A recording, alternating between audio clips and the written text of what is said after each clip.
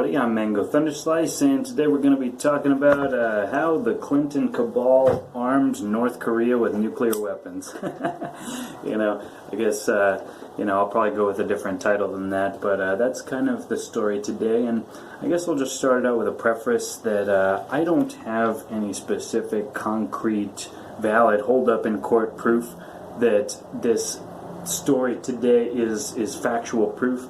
But given the recent kind of post by Q-Anon on 8chan about North Korea and the Clintons and SpaceX and all these different things, it got me thinking down a line that, really hit me earlier in the year and has guided a lot of my, videos on the topic of North Korea so far.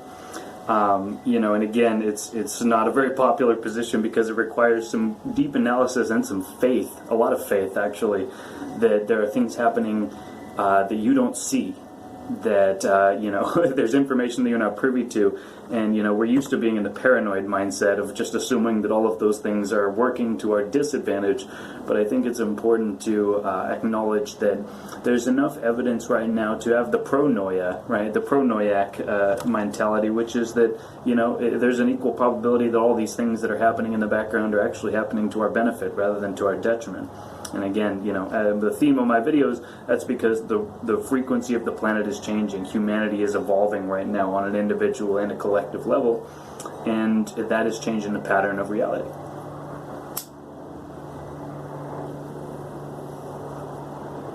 And it's like we're unraveling the great mystery right now, right? It's like, it's so exciting. Again, it's like the LARP of all LARPs if this isn't a genuine thing, which, given the quality of information provided by QAnon, not necessarily the others intimidating or intimating him and pretending to be him or them, whatever. I feel like the quality of information warrants that warrants the amount of attention that's being put on here. And so, I just want to bring attention to a couple things that have been kind of irking my mind and kind of like resonating and echoing back and forth. And a lot of it has to do with North Korea, and just a couple key notes to just point out here. And I'll just start off by saying, a lot of the world's rocket technology experts, they agree with the conclusion that it is impossible for North Korea to have achieved its current level of nuclear program with ICBMs, right, intercontinental ballistic missiles capable of reaching even Washington, D.C. and New York. Right, it's impossible for them to have developed that kind of technology in such a short time span, in between 2015 and 2017, without external help.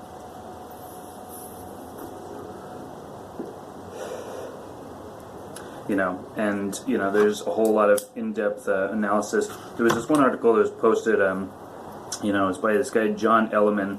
And, even the New York Times and a lot of the mainstream media has been getting in on this about where's this technology coming from, what do the American intelligence agencies say about it, where are they getting their rocket fuel, and how did we arrive at this point? Why all of a sudden is North Korea like a thing? Why did, as soon as Trump got into the presidency, all of a sudden it's like Kim Jong-un just starts mouthing off and, firing off all these missiles? Like, what's the point?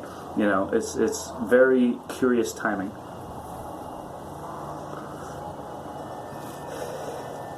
And the John Elliman guy, he basically, and I'll put links down below, but he, looking at the engine design of the North Korean ICBMs, says it's an old Soviet model, right? And that it's only, procurable from a few certain places, and most likely, the most probable would be a former Soviet Union, like Ukraine, right? And sure enough, in 2012, a couple of North Korean nationals were arrested in Ukraine trying to steal the nuclear engine technology, right, for liquid propellant engines, which is, North Korea doesn't have solid state engines right now. They've got liquid fuel, though, and, people were speculating that they've been getting all their fuel from China, but now they're saying, no, they make all of their fuel in-house inside of North Korea. What the point is, with the engine design, it's not something that they could really produce on their own. That was given to them. It's interesting because, of course, in Ukraine, what we had the whole Euromaidan revolution, right? There was the Orange Revolution in 2004, which was kind of, supposedly backed by George Soros and the CIA and all that stuff. All the color revolution, just like the Arab Spring in the Middle East, right? It looks like it's this popular revolution, but it's actually agitated and stimulated by foreign intelligence agencies like the CIA. So that was 2004. And then, the guy who was thrown out of office in 2004, he got elected president again. That was Viktor Yanukovych. And basically, it's funny because there's no good and bad guys right here. It's not like Russia's the good guy, right? It's like Russian crony capitalism versus the empire and the cabal and the Western banking syndicate. It's like, these poor Ukrainians have been caught in the crossfire between two, arguably evil factions. And it's just been a question of who's going to give them the less shitty deal. But that's a whole other thing in and of itself. The point is that you had these massive violent uprisings, you had this chaos injected into Ukraine, you had political turmoil, and an opportunity which would have presented itself at that time, almost Ocean's 11 style, They create chaos and as a cover for a heist, right? I mean, I don't have proof that this is the case, but if somebody were trying to steal a nuclear, a rocket engine, an ICBM rocket engine from Ukraine, that would have been the time to do it, right? It would have been during this total political, uncertainty, right? And even now, like the plant that supposedly builds the engines is only a few miles away from basically the border of the separatists in the Donbass. So basically it's still like right in the crosshairs of this chaos zone, right? Order out of chaos, right? They use chaos in order to achieve their will, right? And if you want to pull off something, like a crime, right? It benefits you to do it when there's, at a time of peak chaos, right? And I guess I get to tie this in, it's not just thinking about this as like a network of one thing, right? What the cabal is just like, George Webb is on this, a series of rat lines, right? And this whole corruption that's infested all the governments of the world is basically people using their political power to foster and enable and enhance these illegal rat lines of human trafficking, of drug trafficking, of weapons trafficking. Right, and now in the modern age, that includes nuclear weapons trafficking and rocket technology trafficking, right? And anything that can be trafficked, right? People will steal anything that has value, and there will be a market for it. And so, it's really interesting. I'm going to read a chapter from a book, a very important book, here in a second, just because I feel like it expresses a concept better than I really can. I've alluded to it in a lot of other videos, but you got to recognize how far back this whole thing with China goes, and with the cabal and the drug smuggling and the institutions that make up our country, right? From the government to the universities.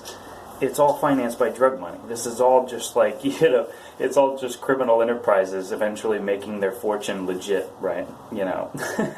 As QAnon says, Godfather 3, right? Michael Corleone trying to make his empire legit. And, this is just, it's a crazy, puzzle we're in front of. But I'll just go ahead and start reading this chapter, and hopefully you guys will get something from it. I've gotten a pretty good response to these videos, so I'm just going to speak my mind and what's kind of, going on inside here, and hopefully it'll help somebody. So, this is basically the book, AIDS, Opium, Diamonds, and Empire, The Deadly Virus of International Greed, by Nancy Turner Banks, MD, right? So she's a medical doctor. She's very smart. Everything in this book, there's footnotes, yin and yang, at the bottom of every page. And basically, that I'm going to continue with my narrative here after this chapter, but I think this really is kind of a key puzzle piece to it. So this chapter is just who is in charge, right? New England opium lords. There were families in New England who participated in the China trade. Many historians have asserted that the economic fortunes of this nation were built on the backs of imported Africans. Court historians have removed the story from the African narrative about many of the same slave-trading families' involvement in another sordid history, that of narcotic smuggling. Many of the families have been able to buy respectability. They have become some of the most prominent and revered American icons for their ability to accumulate enormous capital and their participation in public life. The methods used to accumulate the capital through the free trade sale of humans and drugs have been conveniently removed from responsible historical records. The beautiful clipper ships out of New England were racing on the high seas not only with cargoes of tea, silks, and porcelain, but also and mainly with opium. The clipper ships changed the China opium trade completely. They could make 3 voyages per year from either side of India, and they did not have to stop along the way to buy or sell miscellaneous cargo, as did the local country shops. Their loads of opium and specie were so valuable that they could afford to be dedicated to them alone. Jardine Matheson Dent & Company, David Sassoon, and the American firm Russell & Co. quickly emerged as the dominant houses in the China opium trade. Opium was the premier cash crop that fueled the British Empire to supremacy, brought fortunes to New England and endowments to the great Eastern universities, Yale, Princeton, Harvard, and Columbia. It was opium rather than cotton that was truly king of the international commodities trade. From this money, born of misery, descended the masters of global business interests and the intrigue that ultimately morphed into the clandestine intelligence agencies typified by the CIA and British MI6. Wall Street lawyer and banker Clark Clifford formulated the National Security Act of 1947 that created the CIA. Clark Clifford is the man who brought the CIA-backed drug bank BCCI into the United States. Allen Dulles, who virtually designed the CIA and served as its director, and his brother John Foster Dulles, who served as Eisenhower's Secretary of State, were Wall Street lawyers from the firms Sullivan and Cromwell. Dwight Eisenhower's personal liaison with the CIA was none other than Nelson Rockefeller. William Casey was the chairman of the Securities and Exchange Commission under Richard Nixon. Former CIA directors from William Rayborn Jr. to William Webster to Robert Gates to James Woolsey to John Deutsch all sit or have sat on the boards of the largest, richest, and most powerful companies in America. General Walter Bedell Smith served as ambassador to the Soviet Union from 1946 to 1948. He was Director of Central Intelligence from 1950 to 1953. All 7 persons who are known to have served as deputy directors of the CIA under Truman and Smith come from New York legal and financial circles. Frank G. Wisner, OSS, came to the government in 1948 from the Wall Street legal firm of Carter, Ledyard, and Milburn, which represented various Rockefeller, Whitney, and Standard Oil interests. As director of the Office of Policy Coordination, which became the CIA's Plans and Division, on January 4, 1951, Wisner was in charge of the CIA's covert operations. William Harding Jackson was Smith's deputy director from 1950 to 1951. He had been with Carter, Ledyard, and Milburn from 1934 to 1947 and was at the time of his service an investment partner of John Hay Whitney on the board of Bankers Trust. I'll just skip some of this. This is as you could tell, there were a lot of Wall Street lawyers involved with the CIA. All of these men were listed in the select New York Social Register. Thus, they were members not only of New York's financial and legal elite, but also its hereditary upper class. The importance of this is the known links between the CIA and Civil Air Transport, Air America, planes flying drugs in Southeast Asia that date from this period when New York finance enjoyed a monopoly over the CIA's top civilian appointments. As times changed, the family trade went from clipper ships on the high seas to cargo ships, and then transport planes that could cover much more territory and allowed the drug trade to explode worldwide and for profits to amass and to be laundered through Wall Street banks and corporations traded on the stock exchange. Americans have been taught that the various U.S. intelligence agencies are ostensibly public enterprises designed to protect the public good. The sad fact is that their primary mission has always been to protect a private business enterprise interest at public expense. These agencies have demonstrated a natural affinity for working with criminal syndicates. Both are practitioners of clandestine arts, the basic skill of operating outside the normal channels of civil society. In some instances, the CIA undermines the activities of other government agencies. CIA covert operations have often overwhelmed the interdiction efforts of the weaker U.S. drug enforcement agencies. The drug-running families that were the impetus for establishing the clandestine services have had a long history in this underhanded business and have long known the social, economic, and physiological damage that opium did to China and the Chinese people. For 2 centuries, they were unable to create a major market for their product in the United States. There was an effort to bring opium into the United States when Chinese laborers, so-called coolies, were used to build the intercontinental railways. The first large-scale importation of opium into the United States was referred to as the coolie trade by its British, Hong Kong, and Shanghai sponsors. Even before the Civil War, the same British trading companies behind the slave trade into the South were running a huge market in Chinese indentured servants into the West Coast. In 1846 alone, 117,000 Chinese were brought into the country to feed an opium trade estimated at nearly 230,000 pounds of gum opium and over 53,000 pounds of prepared smoking opium. Although Lincoln outlawed the coolie trade in 1862, the black marketeering of Chinese continued at an escalating rate to the end of the century. American labor was very cheap at the time. The reasons the Chinese were brought to the U.S. was to quell the anxiety of those who saw the rising number of Africans as an internal threat that needed to be dampened, and secondly, to create a demand for opium in the United States.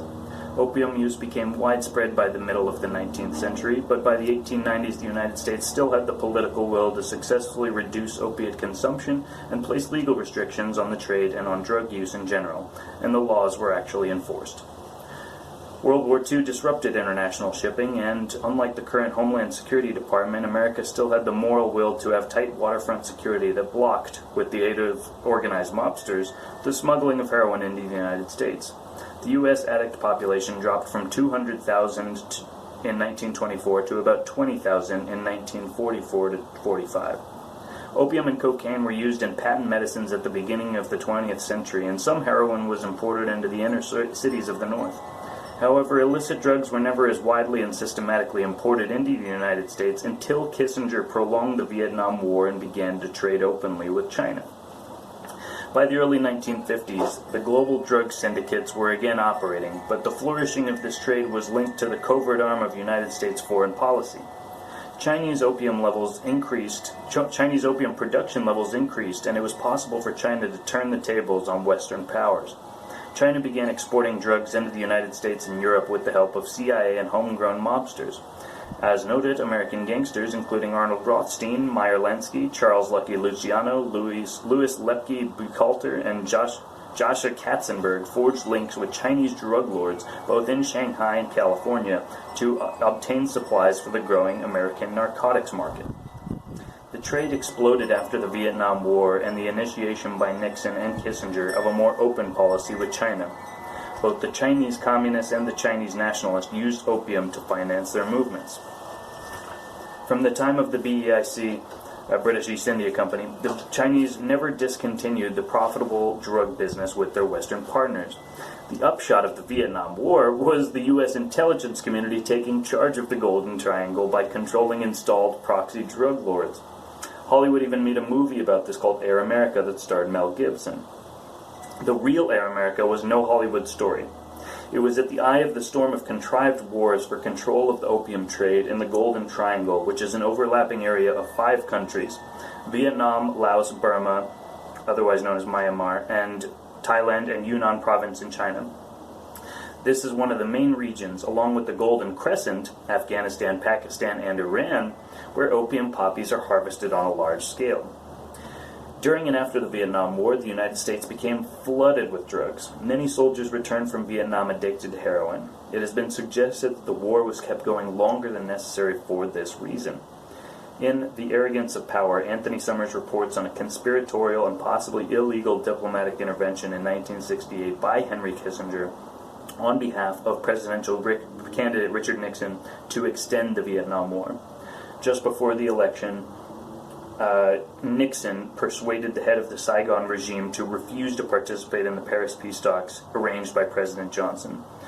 Kissinger's intrigue helped secure his election and also fruitlessly increase the loss of both American and Vietnamese lives. However, extending the war had another purpose. Each year, more and more addicted veterans were returning all across America to almost every city, town, and hamlet. They had a disease that would spread like a cancer into every social institution and structure and break down society and undermine the rule of law.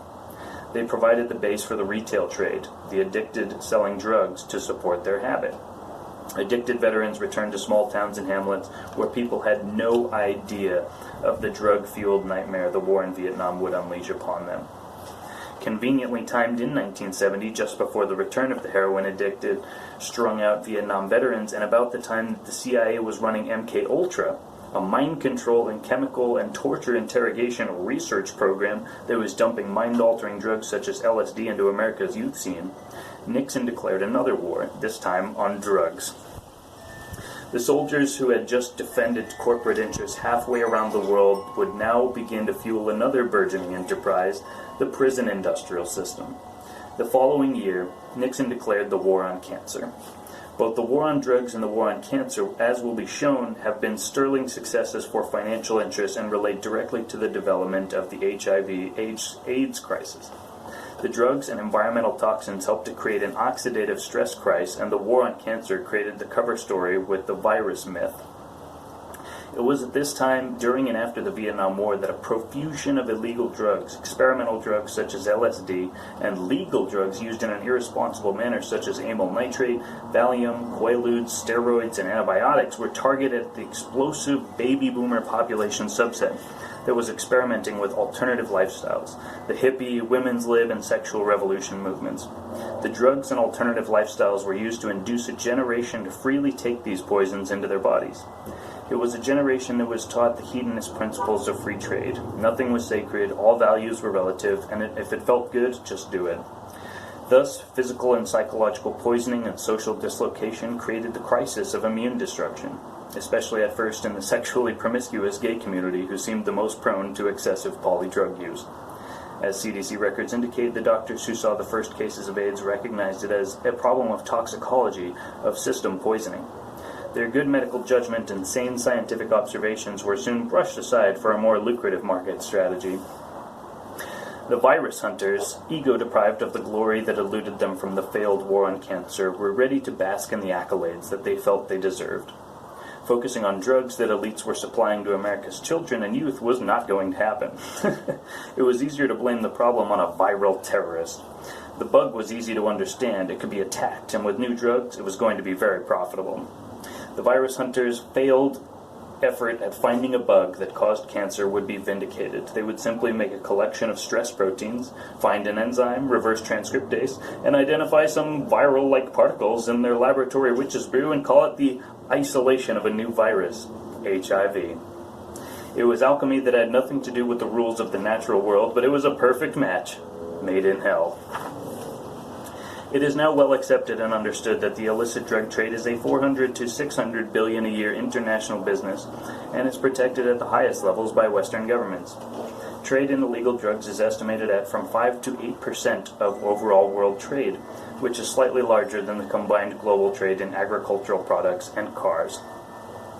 Craig Murray, former British ambassador to Uzbekistan from 2002 to 2004, has stated that he personally witnessed jeeps with darkened windows bringing heroin through from Afghanistan en route to Europe, while tankers of chemicals went roaring into Afghanistan. His pleas to Great Britain to intercede fell on deaf ears. He clearly did not know the history of his own empire. The only good thing to be said about the Taliban is that by 2001 they had stamped out the opium trade. Taliban leader Mullah Muhammad Omar drastically reduced opium production in Afghanistan during his last year in power, issuing a religious edict banning the crop, and threatened harsh punishments in areas the movement held under its strict control. This was an affront to British and U.S. covert drug policy. As Jane's Intelligence Review, 22 October 2001 noted, the ban imposed by Taliban Supreme Leader Mullah Muhammad Omar in July 2000 resulted in some 70% of the world's illicit opium production being wiped out virtually in a stroke. The U.S. drug policies would now become the Northern Alliance, who responded to the Taliban's ban on opium cultivation in 2000 by tripling output in their sector of northeastern Afghanistan. According to the United Nations Office on Drugs and Crime, by 2007, Afghanistan was back to producing 93% of the world's opium. From 1979 to 1991, the United States supplied direct support for the Afghan Mujahideen by providing funds for Gulbuddin Hekmatyar, a drug trafficker selected for support by Pakistani intelligence, the ISI. The CIA helped propel Hekmatyar into becoming, for a while, the largest heroin trafficker in Afghanistan and perhaps the world. During this period when U.S. interest in Afghanistan surged, Afghanistan became the world's major heroin source. The British and American invasion in October 2001 supported the drug lords who have turned Afghanistan into a narco state. General Dostrum, a known narco-terrorist who began as a communist boss in the 1970s, became head of the Afghan Armed Forces and Deputy Minister of Defense. Ambassador Craig states that Dostrum is known for tying opponents to tank tracks and running over them. He crammed prisoners into metal containers in the searing sun and caused scores of them to die of heat and dehydration. He cooked them alive. Dostrum is Uzbek, and his heroin passes over the Friendship Bridge. Oh, how nice, Friendship Bridge. From Afghanistan to Uzbekistan, where it is taken over by President Islam Karimov's people. According to the UN Drug Control Program, the biggest heroin and cocaine trading institutions in the world are the Burmese, Pakistani, Mexican, Peruvian, and Colombian militaries, and now Afghanistan's. All armed and trained by U.S. military intelligence in the name of the anti-drug effort, which is simply make work for a multitude of alphabet agencies as they look the other way when big shipments are encountered. The United States has lost the political will to deter this plague. How did this happen? The top 4 states for drug importation are New York, Florida, California, and Texas. The top 4 money laundering states are New York, Florida, California, and Texas. 80% of all presidential campaign funds come from New York, Florida, California, and Texas. The U.S. military, with all its high-tech gizmos and bunker busters, cannot find Osama, who has been reported by many sources, including the assassinated Benazir Bhutto, as dead, but the poppy fields are blooming. In January 2009, the Toronto Star reported that there is a high probability some Canadian troops serving in Afghanistan, one of the world's biggest sources of illegal drugs, will get involved in the drug trade. So, of course, this book was published, a few years back before Osama was supposedly found and killed by Hillary Clinton and Obama, and then promptly dumped into the ocean. Yes, what a wonderful story we're fed. Going on, clipper ships and university endowments. Certain families from around the Boston area made fortunes trading not only in slaves, but also in opium. Possibly the best seafaring families in New England, including but not limited to the Peabodys, the Russells, Lowes, Delanos, Forbes, Cabots, and Perkins, and John Jacob Astor of New York, were involved in the trade. There were huge profits to be made, and it was not ethics but supply that kept them from doing even better. The British owned their own poppy fields in India, while their American competitors had to purchase Turkish opium or sell drugs on consignment for British or Indian firms.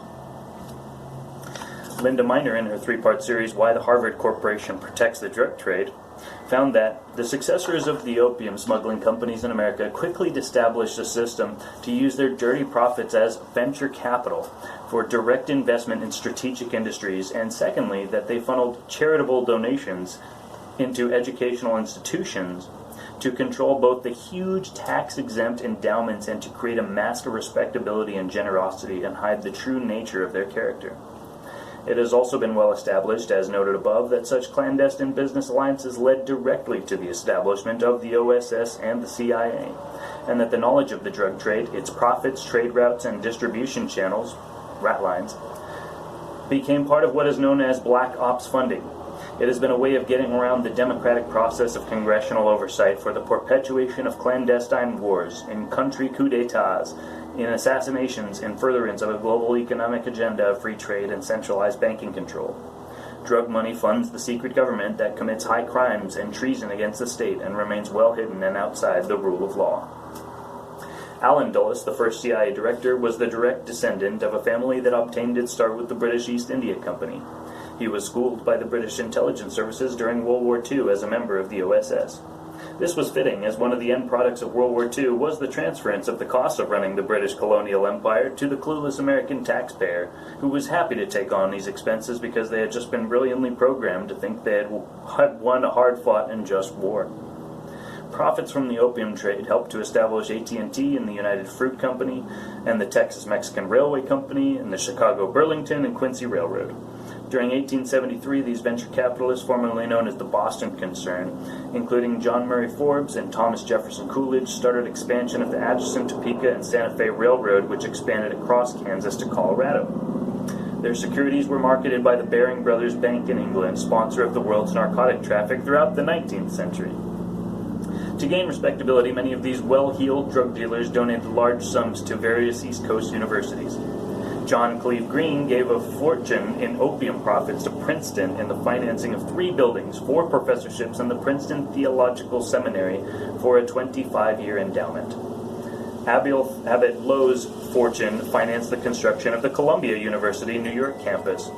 The Russell money went to Yale and the establishment of the Skull and Bones Society, from which has come many members of the banking and clandestine services, as well as politicians, including both Presidents Bush and Senator John F. Kennedy, Senator John Kerry, John Forbes Kerry, whose ancestor was drug dealer John Murray Forbes. Warren Delano, who was a partner in the opium trading house of Russell and Company, was the grandfather of Franklin Delano Roosevelt, 32nd President of the United States.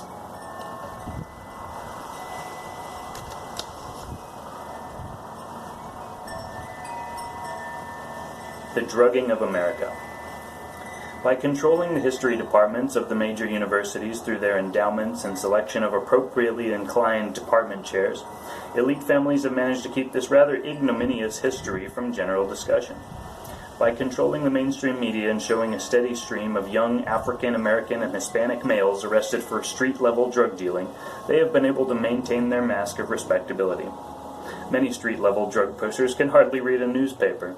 To think they would be in charge of a worldwide business, establish protection and distribution networks, pay off police departments, politicians, and judges, run international covert operations with coordinated logistical support from the Pentagon and the FAA, as well as assorted foreign clandestine services operating front businesses, including airlines and insurance firms, as well as launder the proceeds of at least 6% of the global economy, is ludicrous. Yet this or some hapless Latin American peasant rather than the dapper Clark Clifford or the urbane George H.W. Bush is the vision of the average American when he or she thinks about the drug trade. As will be shown on the chapter on Jackie Kennedy, and her paramours, the public slaying of her first husband, President John Fitzgerald Kennedy, paved the way for the ascendancy of the old crime families to total control of the state apparatus. There has been a steady decline in the social fabric of the country since that fateful event. Having been subjected to a steady barrage of crimes in high places, plus the trauma of the Vietnam War, the attack on Panama, Grenada, Nicaragua, Serbia, Iraq, and Afghanistan, the nation seems to no longer want the truth. We seem to want the government to shield us from the sad truth as we continue to look to the same people who have been complicit in creating the problems to solve them. Prior to Vietnam, there was Korea. And as the Korean War drew to a close, the French began to lose their grip on Southeast Asia. The transfer of colonial domination of the region from France to the United States rose as from U.S. counterinsurgency measures that were ongoing well before the Kennedy era. The development of the chaos in Southeast Asia, both Korea and Vietnam, had been decided before the conclusion of World War II. The Vietnam War was instigated behind the scenes and erupted as a subterfuge, among other things, to gain control of the opium trade in the Golden Triangle. America was slated to be deindustrialized, and America's youth were targeted as the next big market for these odious products. The explosion of the drug culture and the failure of the war on cancer gave rise to what has become HIV/AIDS. AIDS is another long-standing, low-intensity battle of psychological warfare against the American people. Subjected to a steady stream of trauma-based mind control techniques through the visual medium of television, they have been conditioned by this shock and awe program of chronic violence and human degradation to be confused and immobilized. Predictably, they are shell-shocked. The Tavistock Institute calls such a psychological state the maladaptive response. The technique of psychologically demoralizing and neutralizing the collective energy of the population began in earnest and accelerated with the public assassination of John F. Kennedy. Alright, so that's basically the chapter, right? And I know it might have been a little long, but, I think you get kind of why I think that was pretty important to convey. Because if you think that this is all just like the Clintons, and they're like an isolated thing here, you're missing the big picture, right? What's QAnon keeps saying? Learn to read the map, right? And the map in one sense means the graphic of all of his clues, but also the map is the geopolitical, it's the great chessboard, right? As Zbigniew Brzezinski called it. Right, it's learning to see the incentives of major geopolitical powers, right? That's how, you can learn to train your eye to see what exactly is happening here.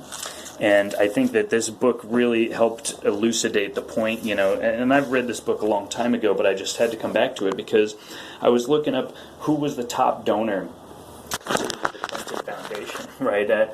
With this whole thing that, maybe these rocket engines came from Ukraine. It's interesting because the top donor to the Clinton Foundation was from Ukraine, and specifically those one billionaire, Viktor Pinchuk. Right, and so I spent the morning kind of looking into this guy, Viktor Pinchuk, and just the whole thing, and it's interesting because he set up a whole, set of neonatal centers, right, of birthing centers across Ukraine, and he's involved with the Clinton Foundation. There's photos of him with, like, Barack Obama, and, he's all into the Clinton Global Initiative and this Fighting AIDS initiative, right?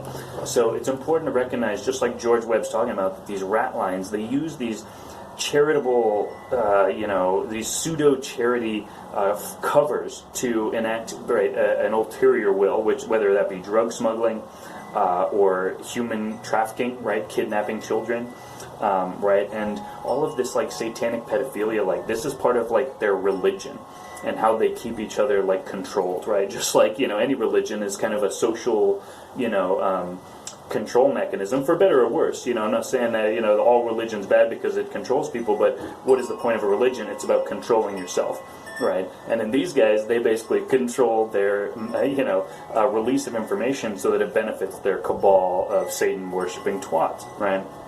And that's what's being uncovered with Jeffrey Epstein, and it's interesting. QAnon mentioned Hugh Hefner, right? All these operations that have been used to entrap and basically capture incriminating information on politicians and public figures, right? It's all been this operation by this satanic cabal. And, they trade in everything, right? And it's interesting because, like I've been claiming, how could North Korea not be a part of this human trafficking network? Like, they are the ultimate, like, human trafficking agency, and they are growing opium now, right? They manufacture methamphetamines, right? They've now got all this, chemical warfare stuff going on. And, it's just really interesting. There's a photo of John Podesta and Bill Clinton with Kim Jong-il, right? Before Kim Jong-un, and I guess it was, back in 2009, when I guess some reporters were rescued from North Korea and Bill Clinton went over there.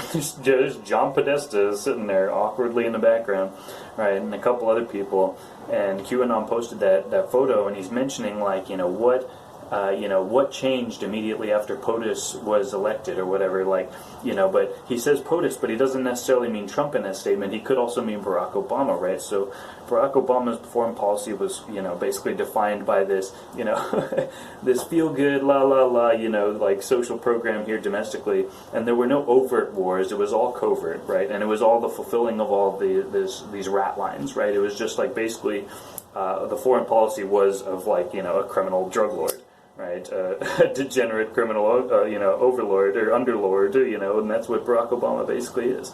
He's just a lackey for these people, right?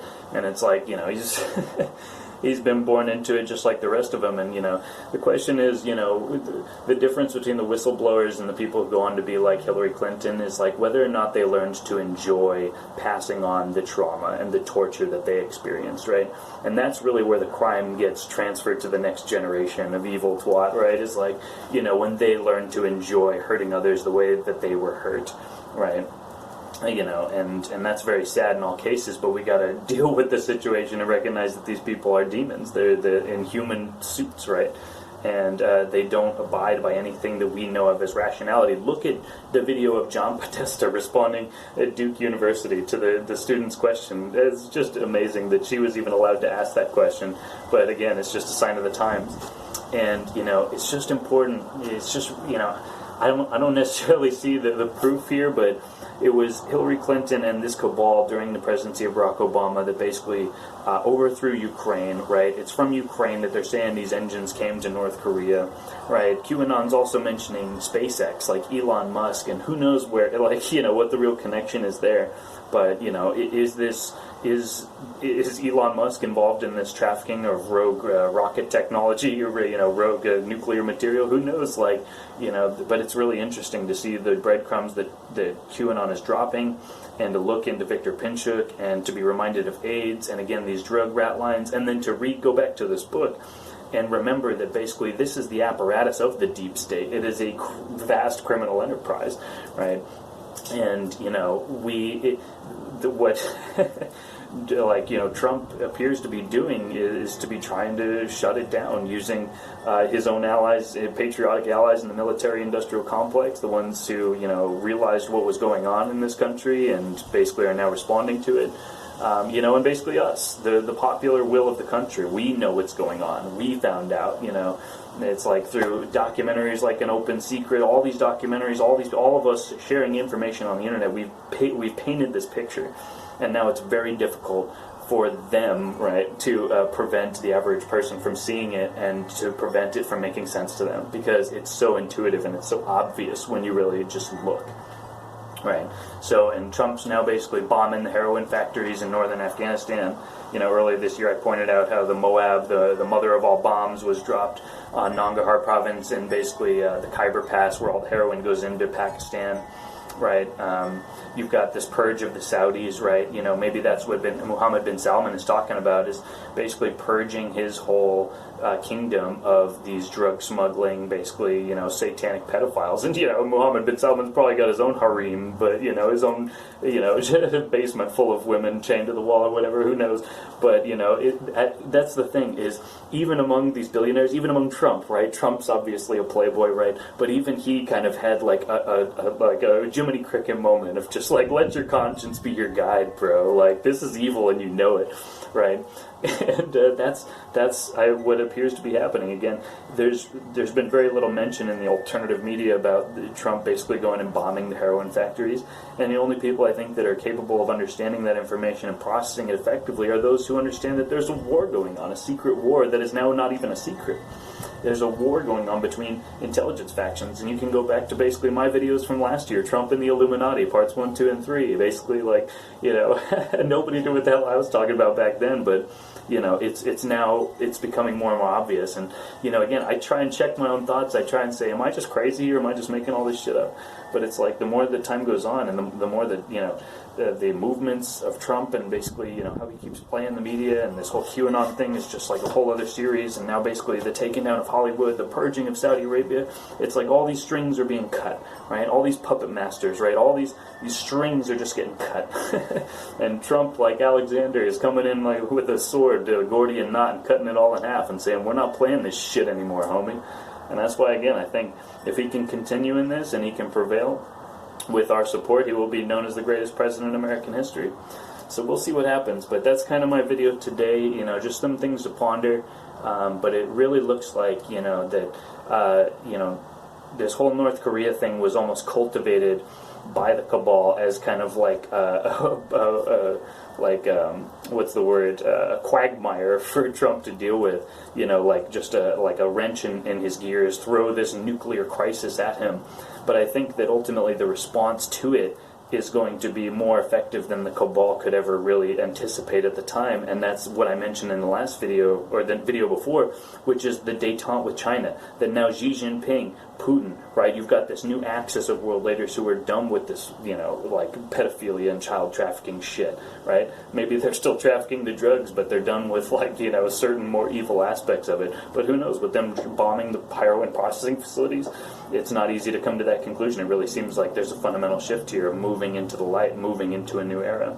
And of course, after Trump left, China, there was the arrest or whatever, the shutdown of some, Clinton initiative-linked school, right, where kids were basically, their parents were complaining that the kids were coming home with, like, needle marks in their arms and like bruises on them and shit, and it looked like they were getting molested and, like, drugged and shit. Right, so that's right after Trump leaves the country, and you've got these basically, what look like, just, pedo-enabling Clinton-linked, right, like, orphanages or schools getting shut down. That's no coincidence. There's no way that's a coincidence. And what's interesting now, too, just like QAnon posts out, points out Barack Obama's over there in Asia, like, meeting with Xi Jinping too. So it's kind of interesting to see him, like, well, what the hell is he following in Trump's footsteps for? Like, what's he trying to cover up? What's going on here? So it's very exciting to see. Again, no fear, only love, and wholeness and balanced vibrations. But that's what's up. We're winning, guys, and it's gonna keep on. It's gonna keep on rolling. And as long as we keep taking those steps, it's not gonna stop. And I'm just very grateful to witness it all. And, knock on wood, let's hope it keeps on going. So, food for thought. Hope you guys have a great day. I'll see you next time. Cheers.